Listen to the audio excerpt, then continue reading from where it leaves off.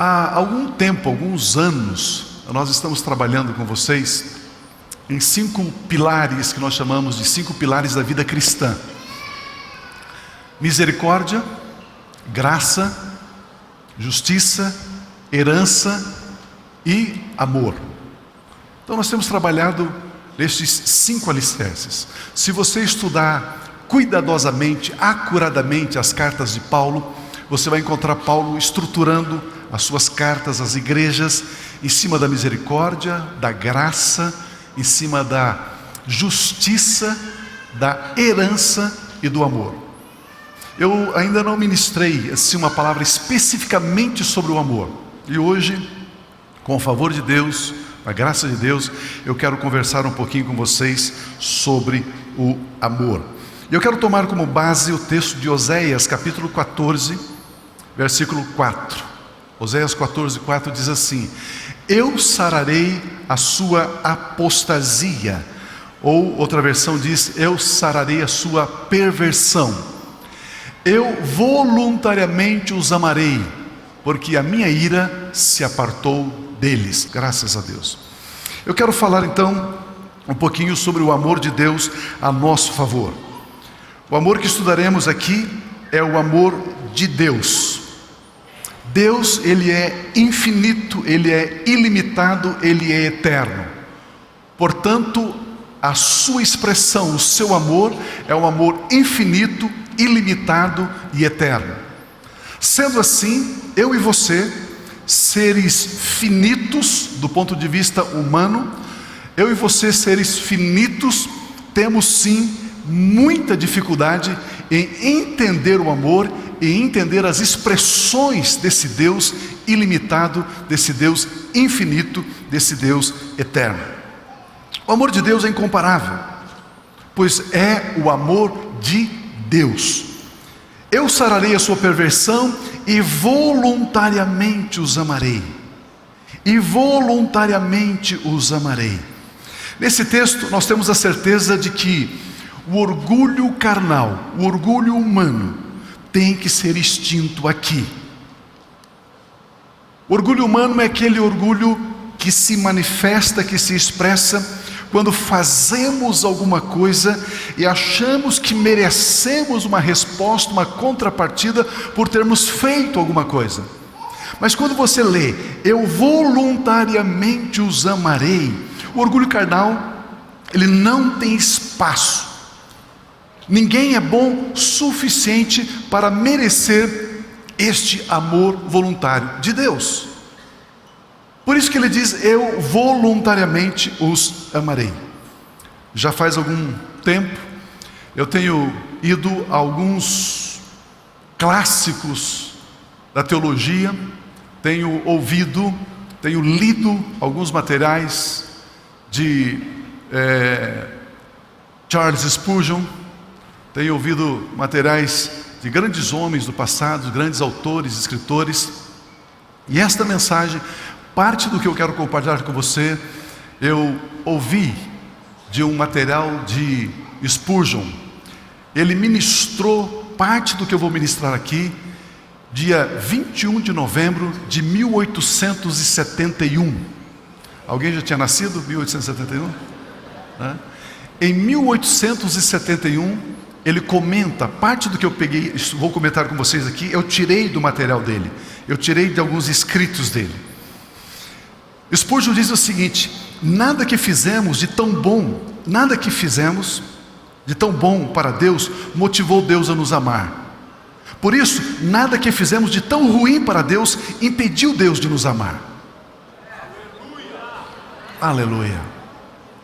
O amor de Deus, ele flui em direção a cada um de nós, porque Ele voluntariamente decidiu. Ele livremente decidiu. Deus diz que a decisão partiu dele de nos amar. E Deus decidiu por si mesmo, porque o que nós seres humanos produzimos, Ele não aproveita para nada. Nada. Nada do que eu e você produzimos, Deus aproveita.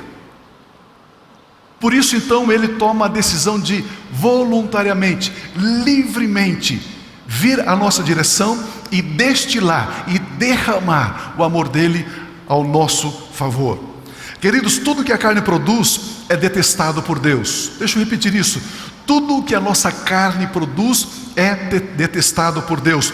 Tudo que a carne produz afronta a Deus. Deixa eu pegar um texto bíblico para você entender o que eu estou falando. Gálatas capítulo 5, versículos 19 e 21 diz assim: ora, as obras da carne são manifestas. As obras da carne são conhecidas: imoralidade sexual, impureza, libertinagem, idolatria, feitiçaria, ódio, discórdia, ciúmes, ira, egoísmo, divisão, dissensão, facção, inveja, embriaguez, orgias e coisas semelhantes a estas. Eu os advirto, como antes já os adverti: aqueles que praticam essas coisas não herdarão o reino de Deus, não herdam o amor de Deus, não herdam o cuidado de Deus. Aqui nós vemos que a natureza caída do homem sempre atua para aborrecer a Deus, para afrontar a santidade de Deus, sempre. Nenhuma obra da carne pode ser aproveitada, mas mesmo assim, o homem insiste em produzir essas obras. Mesmo assim, os homens continuam a produzir essas obras que entristecem a Deus. Você pode imaginar um Deus santo, puro, reto, olhando para essas obras? Você pode imaginar um Deus contemplando libertinagem, idolatria, feitiçaria, divisão, discórdia, ciúmes, dissensões, imoralidade sexual, impureza, inveja, embriaguez, orgias? E a humanidade insiste, persiste em praticar essas obras. A humanidade inclusive elogia essas obras. A humanidade inclusive fazem festas em direção a essas obras, para enaltecer essas obras, para glorificar essas obras. Interessante nós vermos que essas obras da carne são tão naturais e aceitáveis para o homem, que ainda não recebeu o novo nascimento, não recebeu o amor de Deus em sua vida. É como a erva daninha que aparece mesmo no jardim bem cuidado. Ela simplesmente brota, ela simplesmente aparece. As obras da carne começam a ser tão aceitas, passivamente aceitas pela humanidade, como arte, como expressões de liberdade, e atrás de frases: o importante é ser feliz, né? E as obras da carne estão aí. Mas mesmo assim, apesar de nada do que o ser humano faça possa ser aproveitado por Deus, Deus diz: voluntariamente vos amei. Voluntariamente vos amei. Esta frase, como disse Spurgeon, é uma teologia sistemática em miniatura. Aquele que compreender essa expressão, compreender o seu significado, é um teólogo quebrantado e humilde. Eu os amarei. É o resumo de toda a obra de Cristo Jesus a nosso favor. Se você der uma olhadinha em qualquer filme sobre a crucificação de Jesus, você fica olhando o sofrimento imposto sobre Jesus, o desprezo, o escárnio que ele padeceu, que ele sofreu, dos homens e até mesmo de Deus, quando ele olha e diz assim: Deus meu, por que você me desamparou? Quando você olha tudo isso, você começa a entender um pouquinho Deus dizendo: eu voluntariamente vos amei. A única maneira que um Deus tão glorioso pode amar esse ser humano é voluntariamente. Não tem outra maneira. Isso mostra que o homem não sabe da existência desse amor e também nem consegue buscar esse amor. O texto diz: eu voluntariamente vos amei. O homem não consegue buscar esse amor, o homem nem sabe que esse amor existe. Ele diz: eu voluntariamente vos amei. Deus pode até mesmo ser provocado a amar um anjo. Deus pode até ser provocado a amar um anjo, a sua santidade, a sua glória, o seu esplendor, a sua beleza. Mas como amar o homem caído, somente por um ato voluntarioso. A palavra voluntariamente significa que esse amor é dado sem preço. É dado. É dado sem merecimento. Ele simplesmente decidiu amar. Não cabe aqui qualquer conjectura de obter por se ter feito algo para Deus. O homem fez algo para Deus e Deus, em resposta, ele amou. Não. Vocês viram as obras da carne? Não tem como Deus amar um ser que é uma fábrica, que é um produtor de tudo aquilo que acabamos de ler sobre as obras da carne. Não cabe aqui pensarmos, será que Deus não disse sim?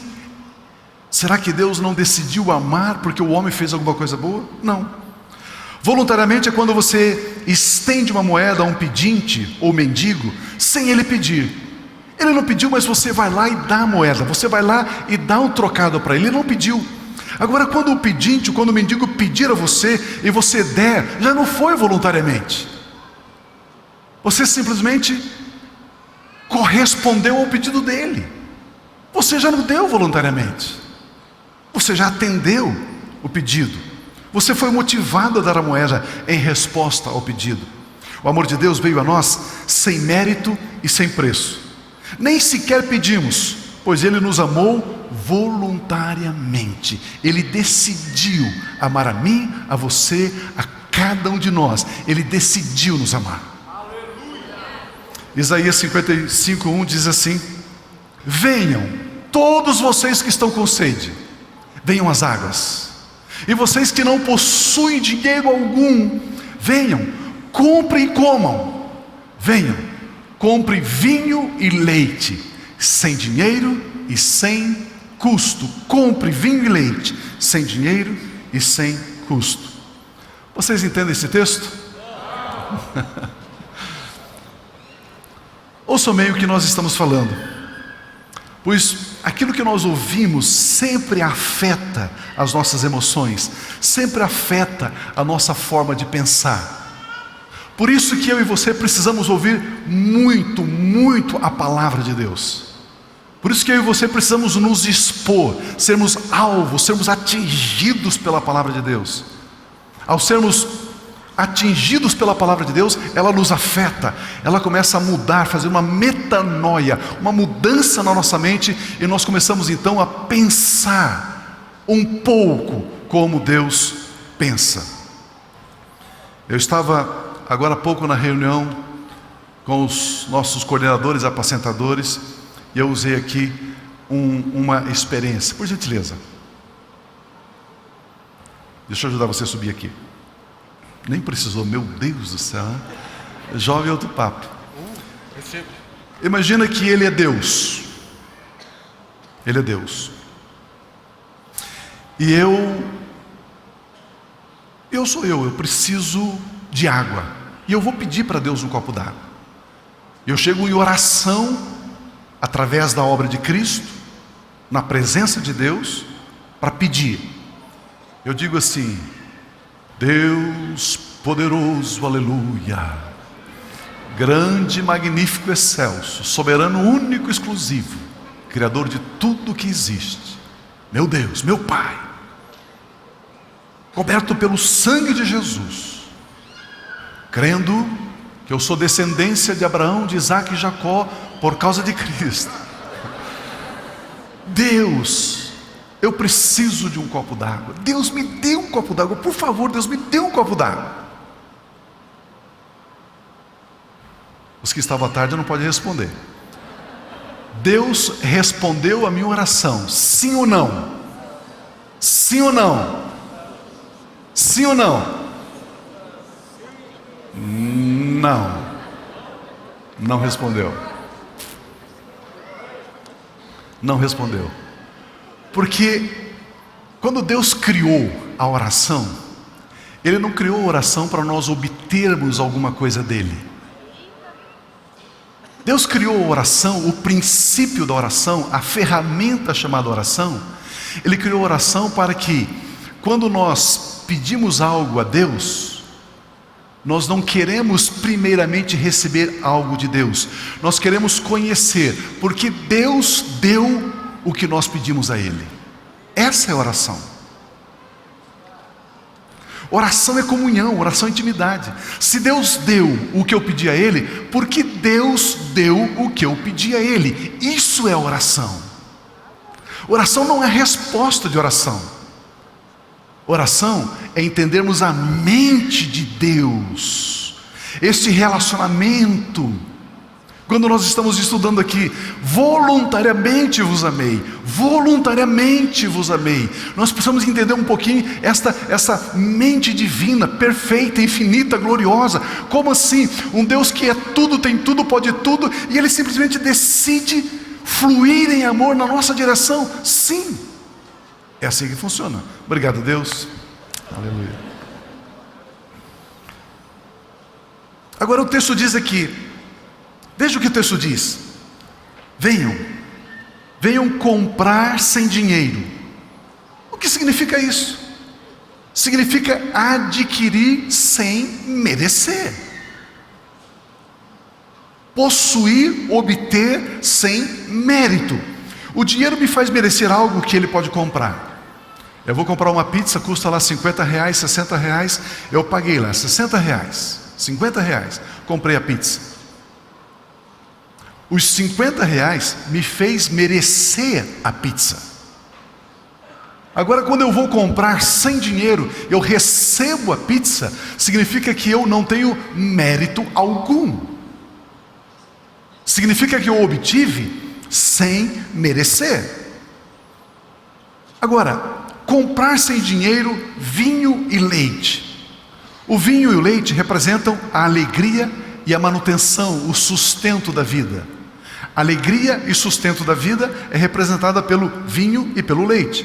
Comprar sem dinheiro é Deus dizendo a nós: eu não aceitarei o seu pagamento através das suas obras para obter o meu amor, porque o meu amor não tem preço, não tem valor, está acima de qualquer conceito e concepção humana. Por isso, venha e receba vinho, ou seja, alegria, receba leite, sustento para a sua vida, sem pagamento, porque você vai receber, porque eu voluntariamente vos amei. Aleluia, aleluia. Isso significa que Deus não espera nada do homem antes de salvá-lo, nada. Eu estou falando aqui do homem ainda não salvo, ok? Não salvo. É isso que nós estamos conversando. Por isso Deus não pede nada a Ele. Ele diz: eu voluntariamente vos amei. A nossa salvação é um ato unilateral do amor de Deus, uma decisão divina, é unilateral. É o tudo amando o nada, é o tudo dando tudo para resgatar o nada. Esse é o amor de Deus. Esta é a mente divina. Aleluia. Somente Deus pode ver o valor em nós, onde nem mesmo nós vemos valor em nós. Deus viu o valor em nós. Spurgeon, ele cita um exemplo dizendo: quando alguém presenteia uma princesa, um príncipe, com uma joia, o presente é para uma pessoa digna, é uma princesa, é um príncipe que vai receber o presente. E quem dá a joia não é assim tão liberal: eu vou dar porque eu quero dar. Não. Quem vai presentear uma princesa não é uma pessoa assim tão bondosa, tão desprovida de qualquer reconhecimento. Não. Pois quem dá o presente se torna uma pessoa honrada, porque a princesa, ela aceitou o presente. Pelo fato dela ter aceitado o presente, quem deu o presente se torna uma pessoa honrada. Ela será nominada, ela será citada. Quando você traz o seu dízimo, as suas ofertas à casa de Deus, na verdade, eu e você, ao ofertarmos, ao dizimarmos, nós nos tornamos uma pessoa honrada. Por quê? Porque Deus aceitou o nosso dízimo, Deus aceitou a nossa oferta. Deus permite que eu e você sejamos cooperadores dele na manifestação e na implantação do reino dele sobre a terra. Nós nos tornamos honrados e dignos por isso. Agora imagina se você traz o seu dízimo e a sua oferta e Deus diz: não, eu não quero, eu não aceito. Mas O amor de Deus é diferente, pois a quem Deus direciona o seu amor, a não ser a seres totalmente indignos? Pois não podemos retribuir ou honrar a Deus por Ele ter resgatado as nossas almas quando ainda estávamos mortos, como diz a Bíblia, em delitos e em pecados. Mortos em delitos e pecados, e Ele voluntariamente decidiu nos amar. O Senhor nos ama livremente, como eu disse. Eu voluntariamente vos amei. Aleluia. Essa declaração mostra que o amor de Deus por nós nem sequer foi provocado por um mínimo gesto de bondade nosso. Nada, nem sequer acenamos para Deus, nem sequer nada. Eu voluntariamente vos amei. Voluntariamente, quando algo é dado, mesmo quando não está sendo procurado, é dado. Você não está pensando, não está querendo, não está procurando, e você ganhou algo, alguém te deu algo. Uau, eu nem esperava. O gesto da pessoa que lhe presenteou foi um gesto voluntário. Você não pediu, você não insinuou, você não fez nada. Não fez nada. Nada. Quando você chega com uma flor em casa e presenteia a sua esposa, não é voluntariamente, você está esperando alguma coisa.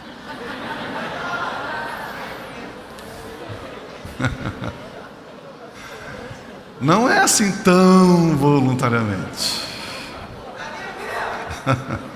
Ou está querendo pagar alguma coisa que devia, né? Vejamos esse exemplo. Quando alguém implora o seu perdão e você perdoa, você não perdoou voluntariamente. Alguém pediu perdão e você perdoou. Então, o seu perdão não foi voluntário. Mas quando alguém erra contra você, calunia você, e sem reconhecer ou pedir perdão, você perdoa essa pessoa. Esse perdão foi voluntariamente dado por você, porque a pessoa não reconheceu, ela nem pediu, você simplesmente a perdoou. Voluntariamente você a perdoou. Deus nos amou, e quando recebemos o amor de Deus, daí então nós podemos nos inclinar para buscar um pouco mais de Deus. Ele nos amou. Alguém disse para você sobre o amor dele, e você entregou a sua vida dizendo: eu quero Jesus como Senhor e Salvador da minha vida. Pronto, a partir desse momento, algo espiritual surge na sua vida, e aí então, o próprio Espírito de Deus no nosso espírito nos leva a inclinar-nos ainda mais para receber ainda mais desse amor de Deus. Mas primeiro Ele nos amou, e só então nós fomos buscá-lo. Nós fomos achados por Deus, não fomos nós quem achamos Deus. Voluntariamente os amei. Queridos, Deus é amor, porque a sua essência é assim. Ele é amor, e pronto. Ele nos ama, e pronto. Um exemplo do que voluntariamente significa, vamos pensar um pouquinho sobre o sol. Mesmo sem o homem pedir ou desejar o sol vem, dia após dia, e traz a sua luz, traz o seu calor, traz o poder de fazer o grão brotar do solo, traz o seu poder de fazer o grão amadurecer na espiga. O sol não nos visita porque nós buscamos, eu quero o sol. Não, ele vem voluntariamente sobre todos nós. O sol, ele vem voluntariamente sobre a plantação do agricultor que necessita dele. E o sol também vem voluntariamente sobre o homem da cidade que o amaldiçoa, dizendo: esse é um calor infernal, eu preferia uma chuva refrescante de verão. Mas mesmo assim, o sol vem voluntariamente, mesmo quando não desejado. Mesmo o homem se voltando contra Deus com ira, com rancor, dizendo: eu não entendo Deus. Por que violência? Por que drogas? Por que corrupção? Por que guerras? Eu não entendo esse Deus. Mesmo o homem se irando e se revoltando contra Deus, Deus voluntariamente nos ama. Voluntariamente Ele nos ama. Aleluia. Graças a Deus. Vejamos como funciona um pouquinho essa graça de Deus aqui no encontro de Jesus Cristo com a mulher samaritana. Olha que texto rico, que história fantástica. João 4 diz assim: era-lhe necessário passar por Samaria. Vejamos aqui.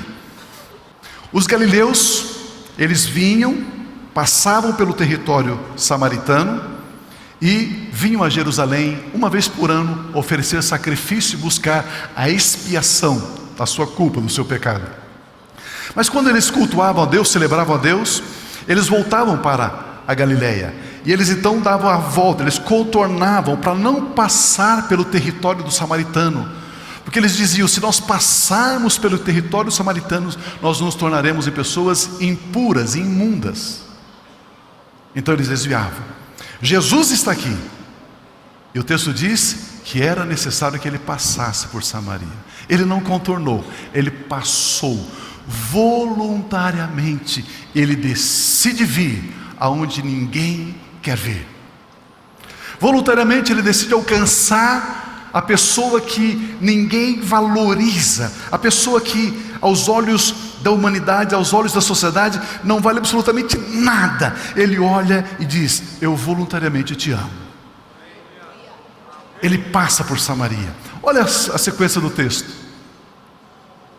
Assim chegou uma cidade de Samaria chamada Sicar, perto das terras que Jacó, patriarca Jacó, havia dado a seu filho José. Havia ali o poço de Jacó. Jacó havia cavado um poço de 32 metros de profundidade.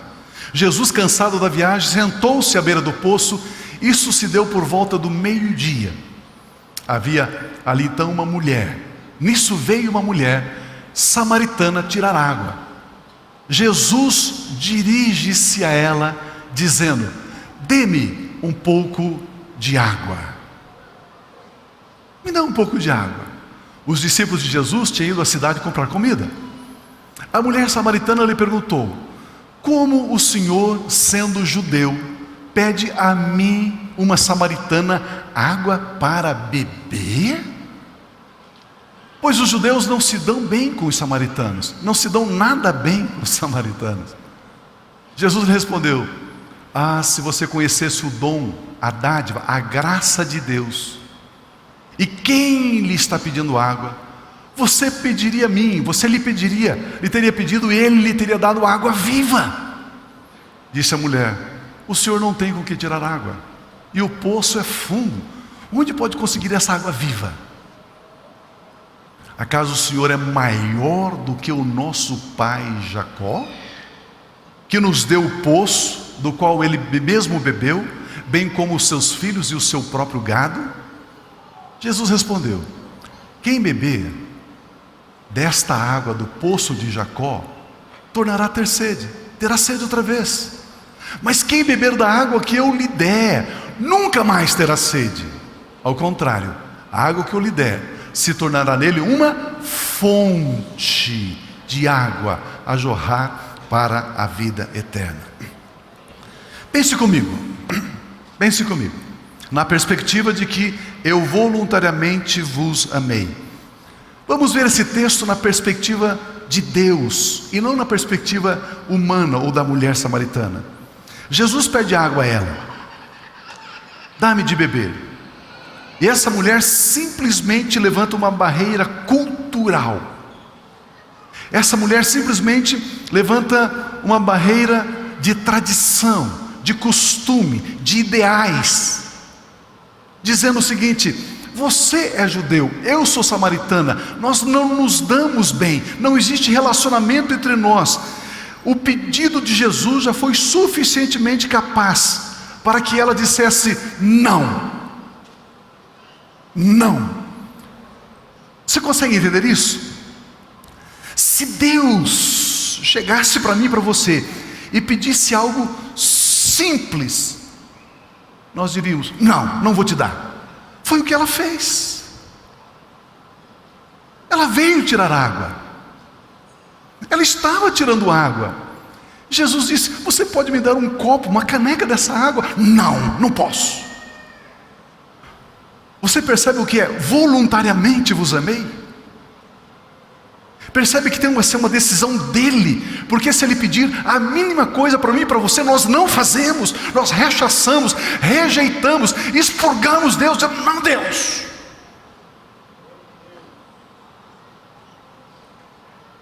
Interessante que é assim que a humanidade trata Deus, impondo regras, costumes, ideais, todo tipo de barreiras que impede de se aproximar do amor gracioso de Deus.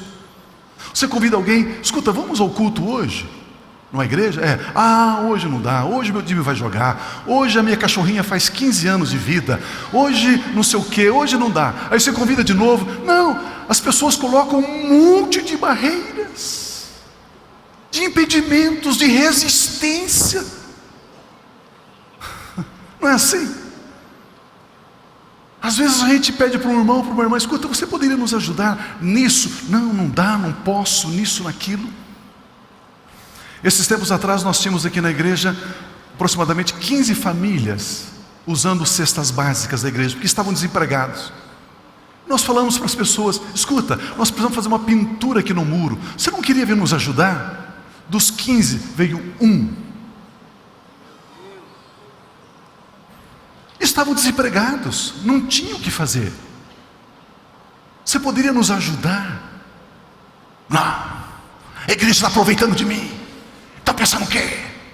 Esses caras são uns safados. Nem tanto, né? Mas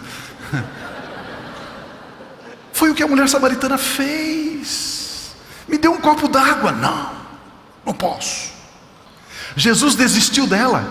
Não.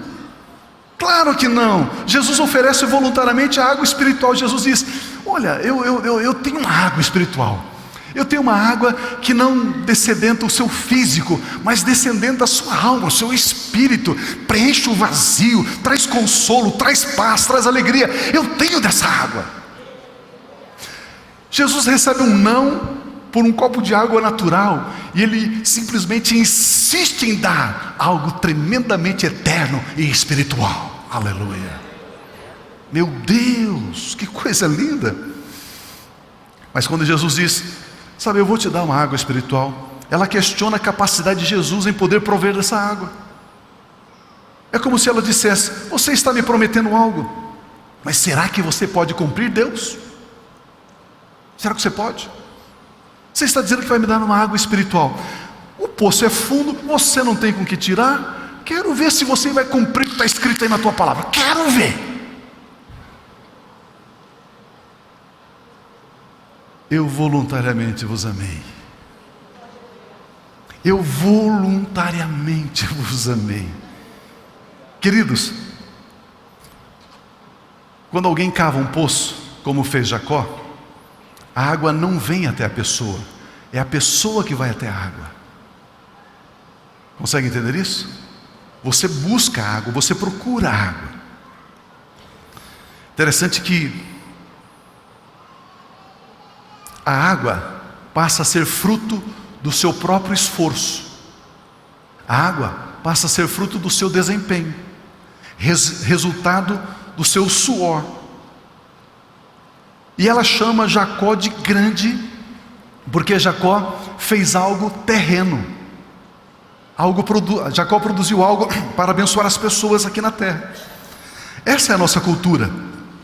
Nós queremos honrar somente quem faz coisas para nós. Somente quem faz coisas para nós. E querer ser honrado por fazer algo para os outros. Se eu faço algo para alguém, eu quero reconhecimento. Eu exijo reconhecimento. Eu coloco o meu padrão de exigência. Eu preciso algo em troca. Esse é o nosso padrão. Esse é o nosso comportamento humano. Jesus diz o seguinte: quando alguém bebe da água dessa fonte, essa fonte de Jacó, esse alguém vai até a fonte, com todo esforço, com todo esmero, tira a água do poço de Jacó, mas ainda voltará a ter sede. Mas a água que eu voluntariamente te der, que é a água da fonte, a água da fonte você não precisa ir atrás dela, ela está na flor da terra, ela está ali em cima, brotando, cristalina, fresca, pura. Você só precisa se inclinar e beber. Eu voluntariamente vos amei. O amor dele veio ao nosso encontro, não fomos nós que fomos ao encontro do amor de Deus. Queridos, a fonte ela é diferente do poço. No poço você vai até a água, na fonte a água voluntariamente vem até você. Você só coleta a água, você só faz a captura da água e ela é sua e pronto. A única coisa que você precisa fazer é se inclinar e beber. Imagina se eu e você aprendermos a nos inclinarmos e recebermos o amor de Deus. Conversando com um engenheiro florestal, eu falei: você conhece joio? Ele falou: conheço. Eu falei: eu nunca vi uma planta de joio. Como que é? É igualzinho o trigo. É igualzinho o trigo. Igual. Cresce igual, tem as mesmas fases, amadurece igual. E como que você reconhece que joio é joio e trigo é trigo? Eu falei: muito simples. É muito simples. Você deixa ele crescer. Você deixa vir o grão. Você deixa ele amadurecer. Quando o trigo ele está produzindo, ele está cheio, ele se curva. Como o joio não tem essa produção, ele fica em pé.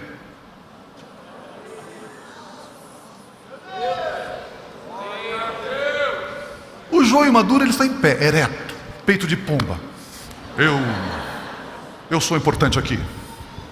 Eu sou importante aqui.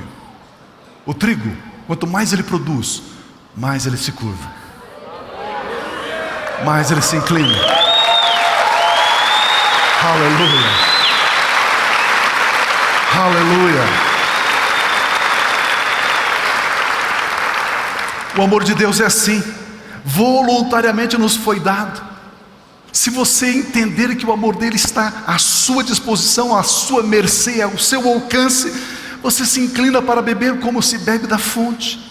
Basta inclinar-se diante de Deus e dizer: eu recebo o seu amor. Deus, muito obrigado, eu recebo o seu amor. Vamos dizer todos juntos isso? Diga assim: eu recebo o seu amor. Muito obrigado, Deus. Deus, eu recebo o seu amor. Muito obrigado, Deus. Aleluia. Aleluia. Aleluia.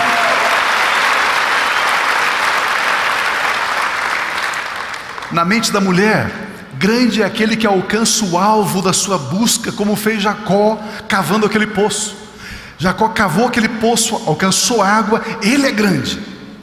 Mas Jesus Cristo mostra que grande é aquele que é alcançado e não aquele que alcança. Será que eu consigo explicar isso? Sabe por que eu e você, aos olhos de Deus, somos grandes e importantes? Porque Ele nos alcançou.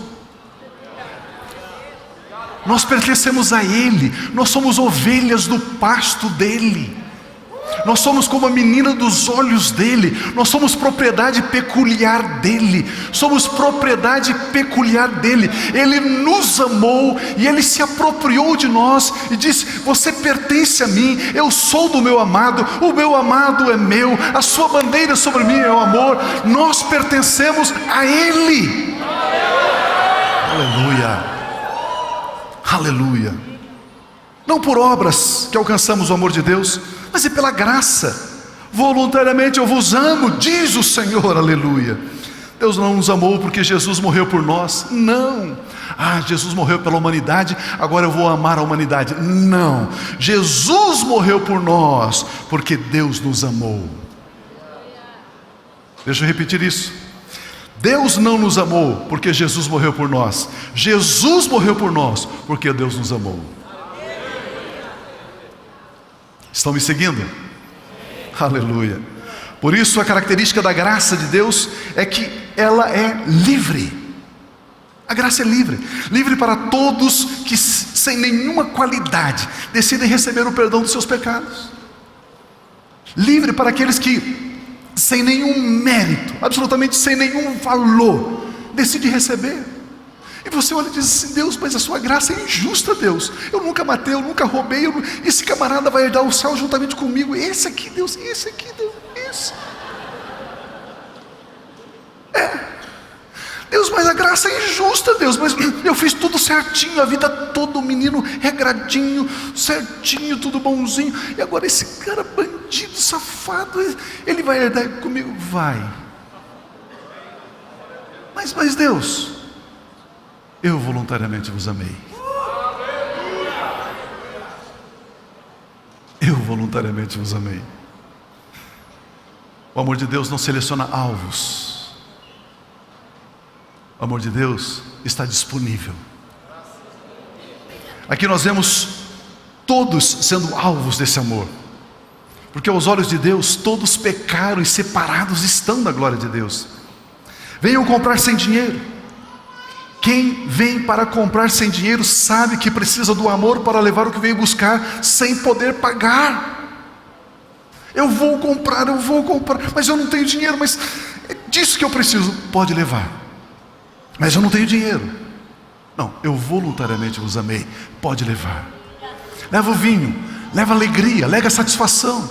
Leva o vinho, leve a alegria, leve o júbilo, leve a dança, leve.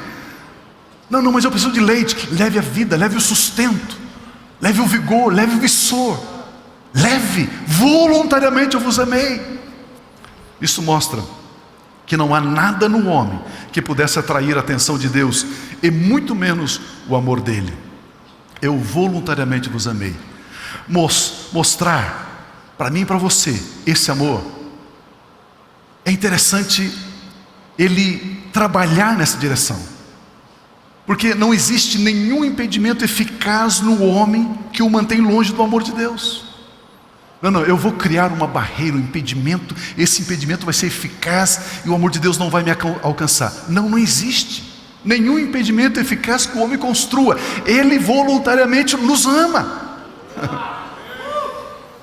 Como também nada no homem pode ser a causa para atrair o amor de Deus, nada de defeituoso ou maléfico no homem pode ser a causa da rejeição de Deus de amá-lo.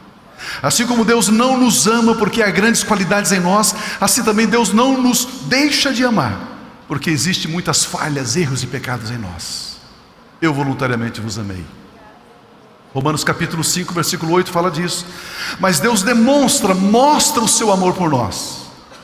Como que Ele mostra o seu amor por nós? Cristo morreu em nosso favor. Quando? Quando que Cristo morreu? Quando ainda éramos pecadores. Nenhum mérito. E Ele simplesmente entrega o Filho dele, Jesus, para morrer no meu lugar, no seu lugar, no nosso lugar. Se quando éramos inimigos de Deus, fomos reconciliados com Ele mediante a morte do seu Filho. Meu Deus! Eu sou inimigo dele, Ele manda o Filho dele para morrer por mim, eu sendo inimigo dele. Eu voluntariamente vos amei. Quanto mais agora, tendo sido reconciliados, se a morte de Jesus me fez me aproximar de Deus, imagina agora Jesus vivo, ressurreto.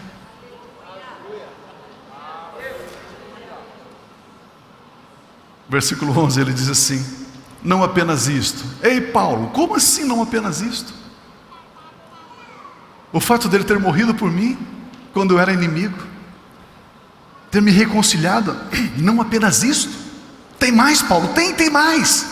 Mas também nos gloriamos em Deus. Meu Deus do céu, você pode gloriar-se em Deus por meio de nosso Senhor Jesus Cristo, mediante quem recebemos agora a reconciliação, a paz com Deus.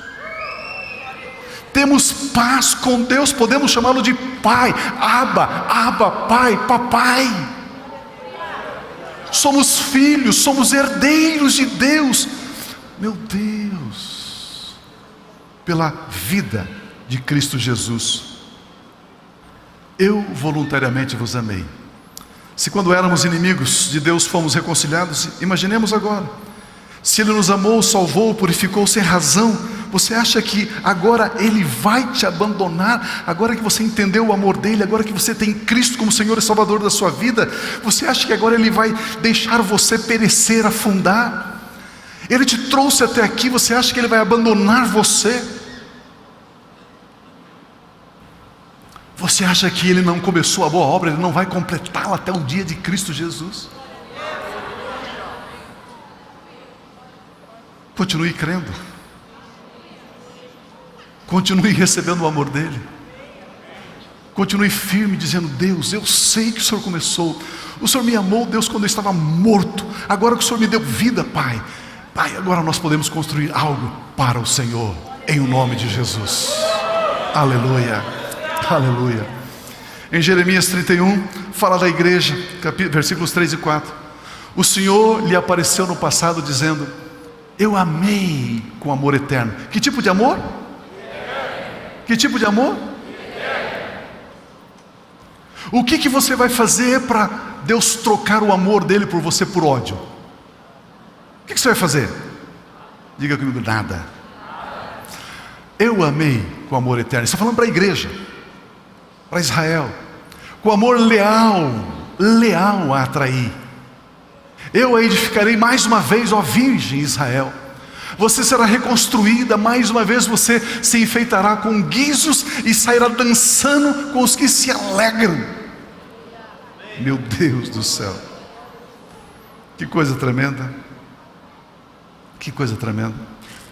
Olha os versículos 11 e 12. O Senhor resgatou Jacó e o libertou das mãos do que é mais forte do que ele.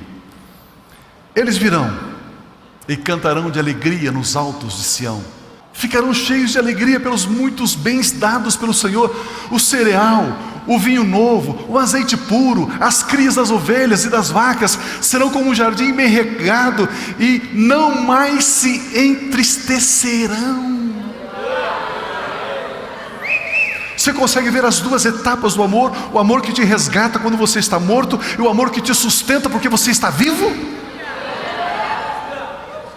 Queridos, não desconfie do amor de Deus.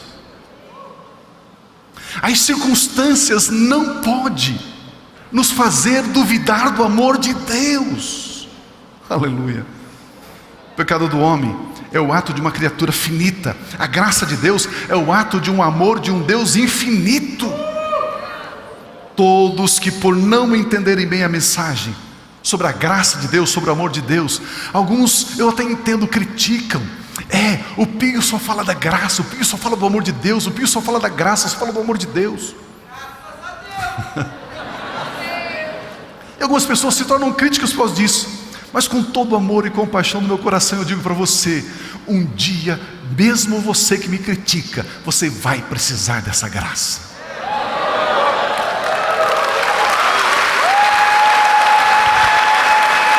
Aleluia. Aleluia, aleluia. Todos nós, mais cedo ou mais tarde, saberemos que sem a graça de Deus não existimos, pois a graça de Deus é o amor de Deus em ação. Você tem mais 5 minutinhos? O amor de Deus, ele é insuperável. Insuperável. O amor é insuperável. Esse é o segundo ponto. Nada em nós é tão grandemente horrível que possa ser uma barreira insuperável para o amor de Deus. Ah, Pio, é que você não conhece a minha sogra. Não. O amor de Deus, ele é insuperável. Olha Romanos capítulo 9. Pois ele diz a Moisés: terei misericórdia de quem eu quiser ter misericórdia, e terei compaixão de quem eu quiser ter compaixão. Ele não diz: terei misericórdia de quem eu puder ter misericórdia. Por quê? Porque não existe tal pessoa que Deus não pode ter misericórdia. Não existe nenhum ser humano que Deus não pode ter misericórdia.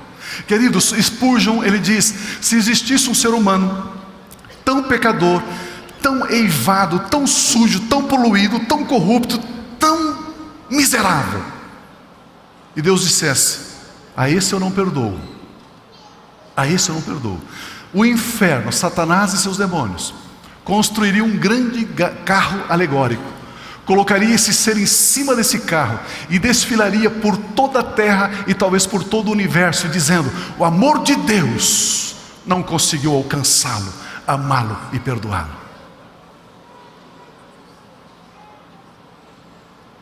Olha o que o texto diz. O texto é muito claro: terei misericórdia de quem eu quiser ter misericórdia, e não de quem eu puder, porque não existe nenhum ser humano na terra que ele não possa perdoar, que ele não possa amar, que ele não possa ter prazer, que ele não possa gostar. Ele diz: eu tenho misericórdia porque eu quero ter misericórdia. Voluntariamente eu te amo, voluntariamente você é importante para mim, voluntariamente eu decidi te amar, voluntariamente eu decidi te perdoar, voluntariamente eu decidi te considerar. Eu considero você filho e filha, princesa, príncipe e princesa, rei e sacerdote, para viver para sempre na minha presença, porque eu decidi, eu escolhi, diz o Senhor.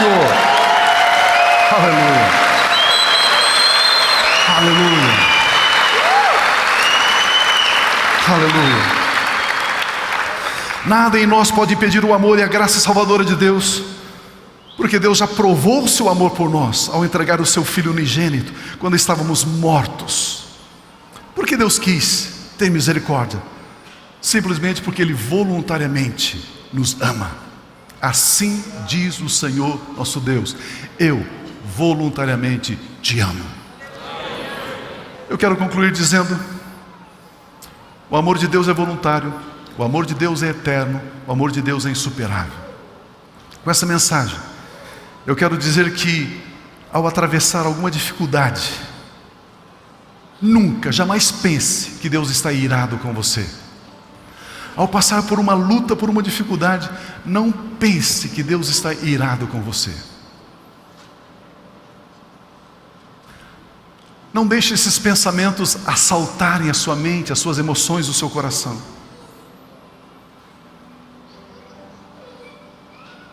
Ao passar por alguma luta, uma situação difícil, tenha esta verdade estabelecida como um espigão dentro do seu ser: eu sei que Ele me ama. Ele é o mesmo ontem, hoje e o será para sempre. Assim como Ele é imutável, o amor dele por mim é imutável. Deus, eu sei que o Senhor me ama, e eu vou viver cada instante, cada segundo. Eu vou respirar o ar que Ele me der para respirar sobre a face da terra, dizendo: Deus, eu sei que o Senhor me ama. Eu sei que o Senhor me ama. Eu sei que o Senhor me ama.